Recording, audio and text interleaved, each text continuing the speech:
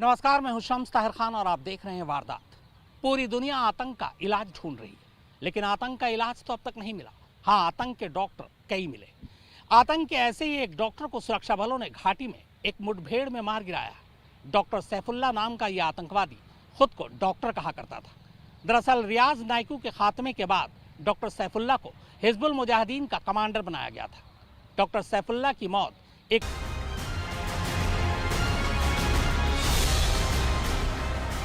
Police ने पहले पूरे इलाके की घेरेबंदी की और आतंकवादियों को सरेंडर करने की चेतावनी दी गई, लेकिन सैफुल्लाह और उसके साथी ने अपने ठिकाने से फायरिंग शुरू कर दी और तब जवाबी कार्रवाई में घाटी में आतंकवाद का सबसे बड़ा चेहरा सैफुल्लाह मारा गया, जबकि उसके एक और साथी को सुरक्षा बलों ने खत्म किया।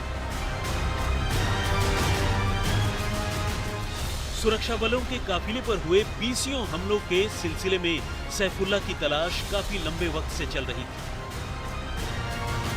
हाल ही में घाटी में जिन 3 बीजेपी नेताओं की आतंकवादियों ने हत्या कर दी थी, उसमें भी डॉक्टर सैफुल्लाह का नाम सामने आया। इसके बाद सुरक्षा बलों ने अपने सूत्रों को और सक्रिय कर दिया था, जिसका नतीजा रविवार को देखने को मिला। इस साल अगर देखें तो सबसे बड़ी सफलता सुरक्षा बलों को सैफुल्लाह के मारे जाने के बाद हासिल हुई है, क्योंकि जो 10 मोस्ट वांटेड सूची मिलिटेंटों की तैयार की थी सुरक्षा बलों ने और सुरक्षा एजेंसियों ने जम्मू कश्मीर में, उसमें नंबर 1 पर डॉक्टर सैफुल्लाह ही थे। अभी तक फिलहाल हिजबुल मुजाहिदीन ने डॉक्टर सैफुल्लाह की जगह पर किसी भी कमांडर को या किसी भी मिलिटेंट को अपने संगठन का प्रमुख तो नहीं बनाया है, लेकिन ये साफ दर्शाता है कि कहीं ना कहीं हिजबुल मुजाहिदीन को भी डॉक्टर सैफुल्लाह के मारे जाने के बाद कड़ा झटका लगा है। कामयाब ऑपरेशन हुआ है जिसमें बहुत बड़ा कमांडर हिजबुल मुजाहिदीन का, जो कहिए कि number 1 commander of Hizbul Mujahideen doctor Saifullah आज मारा गया है। मैं समझता हूं कि ये बहुत सारे लिहाज से एक बहुत अच्छा कामयाब ऑपरेशन माना जाएगा, जिसमें पुलिस, सीआरपी, आर्मी ने मिलकर के काम किया। सैफुल्लाह इसी साल मई के महीने में हिजबुल का कमांडर बना था। रियाज नाइकू के खात्मे के बाद उसे हिजबुल की कमान मिली थी। 26 साल का सैफुल्लाह पुलवामा के मलंगपुरा का रहने वाला था। वो सैयद सलाउद्दीन के इशारे पर घाटी में खून खराबे पर तुला था।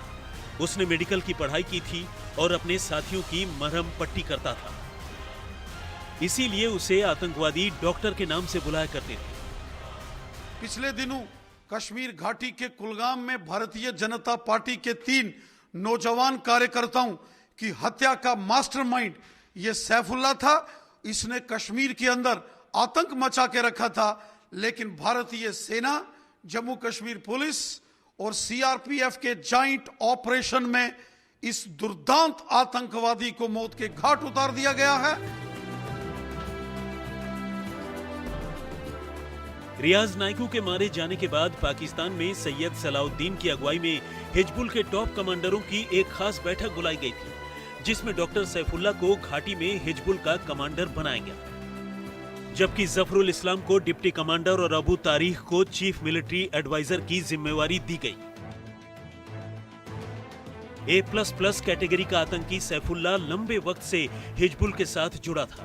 वो कश्मीर में सुरक्षा बलों पर हमले की प्लानिंग करता था, लेकिन आतंकी ऑपरेशन को अंजाम तक पहुंचाने के अलावा आतंकियों के लिए भी खाद पानी जुगाड़ करना उसकी खासियत थी। वो कश्मीर में फलों के बाग चलाने वाले और अफीम की खेती करने वालों से आतंकवाद के नाम पर मोटे पैसों की उगाही करता था।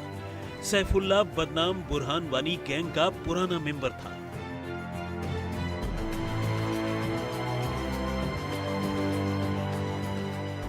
रियाज नाइकू का करीबी रहा सैफुल्लाह सीधे हिजबुल के चीफ सैयद सलाउद्दीन को रिपोर्ट करता था। पिछले साल उसने कश्मीर में एक नया तरीका शुरू किया था, और यह तरीका था आतंकवाद के नाम पर वसूली का। इससे आतंकियों की जेबें तो जरूर गर्म हुई, लेकिन यह भी सच है कि अपनी गाढ़ी कमाई पर डाका डलता देख घाटी के बहुत से लोग, जिनमें बड़े कारोबारी शामिल हैं, वो इन आतंकियों से नाराज हो गए। सैफुल्लाह ही कश्मीर के नौगाम में हुए आतंकी हमले का मास्टरमाइंड था। वो हमला जिसमें सीआरपीएफ के 2 जवान शहीद हुए थे।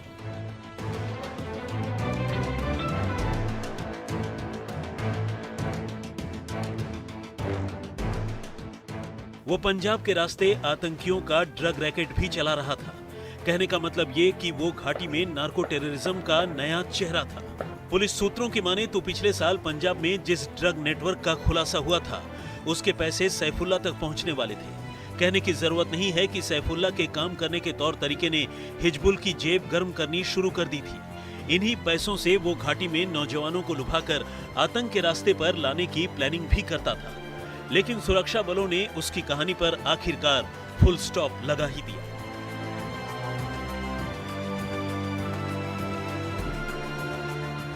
दिल्ली से कमलजीत कौर के साथ अशरफ वानी, श्रीनगर, आज तक। आतंक का ये डॉक्टर सैफुल्ला हिजबुल मुजाहिदीन का कमांडर था। घाटी में अब तक सुरक्षा बलों के हाथों मारे गए कुल 26 कमांडरों में डॉक्टर सैफुल्ला भी शामिल है। घाटी में पिछले कई दिनों से लगातार सुरक्षा बल आतंकवादियों के खिलाफ मोर्चा खोले हुए हैं और अब तक सुरक्षा बलों के हाथों करीब 200 आतंकवादी मारे जा चुके हैं।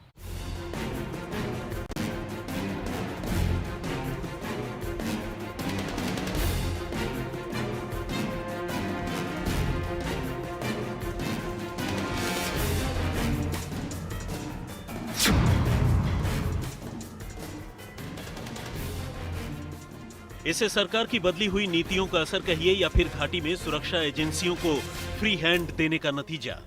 जम्मू कश्मीर में जिस रफ्तार से सुरक्षा बल आतंकवादियों को मौत की नींद सुला रहे हैं, वैसा कम ही देखने को मिलता है। बीते 2 साल में सुरक्षा बलों ने अलग अलग आतंकी संगठनों के 26 टॉप कमांडरों को ढेर कर दिया। वहीं जनवरी से लेकर अब तक तकरीबन 200 आतंकियों का सफाया कर दिया गया।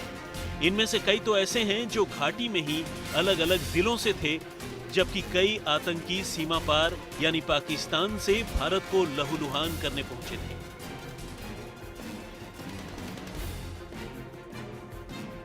सुरक्षा बलों की गोलियों ने जिन आतंकी संगठनों को इस साल धुआं किया, उनमें लश्कर ए तैयबा, जैश ए मोहम्मद, हिजबुल मुजाहिदीन और गजवाउल हिंद शामिल हैं। इन सभी के सभी आतंकी संगठनों के टॉप कमांडर्स ढेर किए जा चुके हैं। फिर चाहे वो बुरहान वानी हो, मन्नान वानी, सज्जाद भट्ट या फिर शाहजहां, सुरक्षा बलों ने बिना किसी भेदभाव के सभी आतंकी संगठनों को उनके किए की सजा दी है।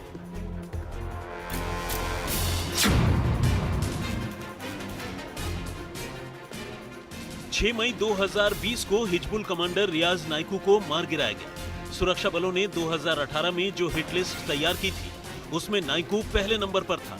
आतंकी संगठन ज्वाइन करने से पहले वो एक निजी स्कूल में गणित पढ़ाया करता था, लेकिन जिंदगी की गणित की जगह उसे दहशत का गणित ज्यादा भाने लगा। नतीजा ये हुआ कि नाइकू के निशाने पर आते देर नहीं लगी और एक एनकाउंटर में उसे ढेर कर दिया गया। भारतीय सेना ने रियाज नाइकू पर 12 लाख रुपए का इनाम रखा था। रियाज नाइकू के मारे जाने से हिजबुल को काफी नुकसान हुआ और इसी के साथ हिजबुल ने घाटी में अपने संगठन की कमान सैफुल्ला को सौंप दी, जिसे रविवार को भारत के जांबाज जवानों ने मार गिराया। सैफुल्ला काफी दिनों से छुप कर वार कर रहा था।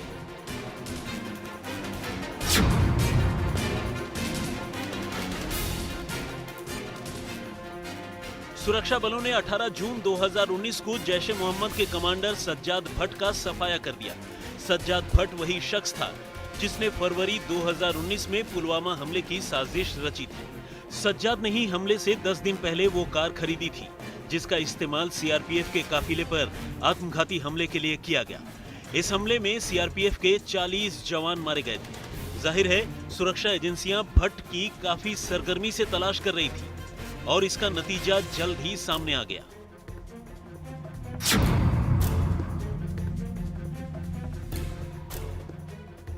आठ जुलाई 2016 को त्राल में हिजबुल के टॉप कमांडर बुरहान वानी को ढेर कर दिया गया। बुरहान वानी के एनकाउंटर के बाद अगले 4 महीने तक घाटी में तनाव के हालत बने रहे। बुरहान वानी हिजबुल की रीढ़ की हड्डी माना जाता था। उसके मारे जाने से आतंकवादियों के मंसूबों को तगड़ा झटका लगा।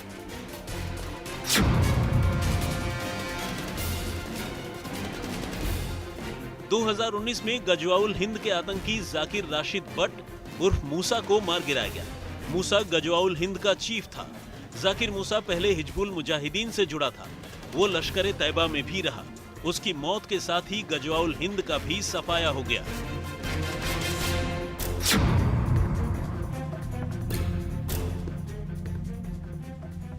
2018 में हिजबुल मुजाहिदीन के आतंकी मन्नान वानी को मार गिराया गया। मन्नान वानी अलीगढ़ मुस्लिम यूनिवर्सिटी का स्टूडेंट था। पढ़ाई में काफी होशियार था। साल 2017 के अंत तक वो आतंकवादियों के संपर्क में आया। उसने यूनिवर्सिटी छोड़ दी। आज भी यूनिवर्सिटी की वेबसाइट में उसे मिले पुरस्कारों की लिस्ट देखी जा सकती है। जनवरी 2018 में मन्नान वानी ने आतंकी संगठन का दामन थाम लिया। अप्रैल 2019 में जैश ए मोहम्मद का एक और आतंकी शाहजहां मारा गया। शाहजहां शोपियां का रहने वाला था। आज तक ब्यूरो। पाकिस्तान के अंदरूनी मामलों से ध्यान भटकाने के लिए इमरान खान का एक नया पैंतरा।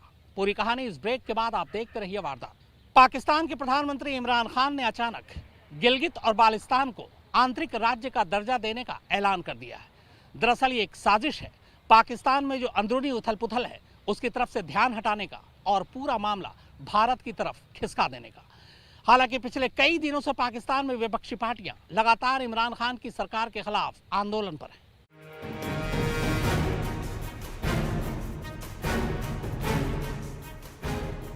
पाक अधिकृत कश्मीर में बवाल छिड़ा है। वहां के लोग पाकिस्तान के खिलाफ नारे लगा रहे हैं, सड़कों पर अपनी आवाज बुलंद कर रहे हैं। लेकिन लगता है पाकिस्तान के हुक्मरानों को गिलगित बाल्टिस्तान के लोगों की ये सीधी सी बात समझ नहीं आ रही। लगता है पीओके और कश्मीर को लेकर बार बार अंतर्राष्ट्रीय मंचों पर बेइज्जत होने वाले इमरान खान ने फिर से शर्मिंदगी उठाने की तैयारी कर ली। गिलगित बाल्टिस्तान में तेजी से जोर पकड़ते आजादी के नारों के बीच इमरान ने ध्यान भटकाने के लिए एक नया दांव खेला है। रविवार को इमरान ने गिलगित की एक चुनावी रैली को संबोधित करते हुए गिलगित बाल्टिस्तान को अंतरिम प्रांत का दर्जा देने का ऐलान कर दिया। गिलगित बाल्टिस्तान के लोगों को दूसरी भी मुबारक देनी थी, और वो ये कि जो हमने फैसला किया है कि गिलगित बाल्टिस्तान को प्रोविजनल प्रोविंशियल स्टेटस देना है, जो इनकी डिमांड थी बड़ी देर की। और ये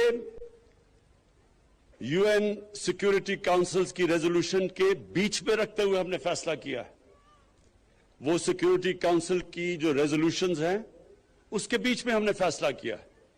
लेकिन मुझे पता है कि यहां के नौजवानों की बहुत देर की डिमांड थी। गिलगित बाल्टिस्तान को 5वां सूबा बनाने की कवायद पाकिस्तान में काफी समय से होती रही है, लेकिन हर बार वहां के लोगों ने इसका पुरजोर विरोध किया है। 2017 में ऐसी ही कवायद शुरू हुई थी। तब देखिए वकीलों ने वहां की सड़कों पर कैसा विरोध प्रदर्शन किया था। इमरान खान के इस प्रस्ताव को भारत ने भी फौरन खारिज कर दिया। इमरान खान के ऐलान पर सख्त शब्दों में ऐतराज जताते हुए विदेश मंत्रालय के प्रवक्ता अनुराग श्रीवास्तव ने कहा, भारत सरकार पाकिस्तान की अवैध और जबरन कब्जे के तहत भारतीय क्षेत्र में भौतिक परिवर्तन लाने की कोशिश को पूरी तरह अस्वीकार करती है। आज तक ब्यूरो। तो वारदात में फिलहाल इतना ही, मगर आज तक खबरों का सिलसिला लगातार जारी। नमस्कार, मैं हूं अंजना ओम कश्यप। हमें उम्मीद है ये वीडियो आपको पसंद आया होगा। लेटेस्ट खबरों के लिए यूं ही देखते रहिए आज तक, और इस वीडियो के पसंद आने पर लाइक, शेयर एंड सब्सक्राइब करना ना भूलें।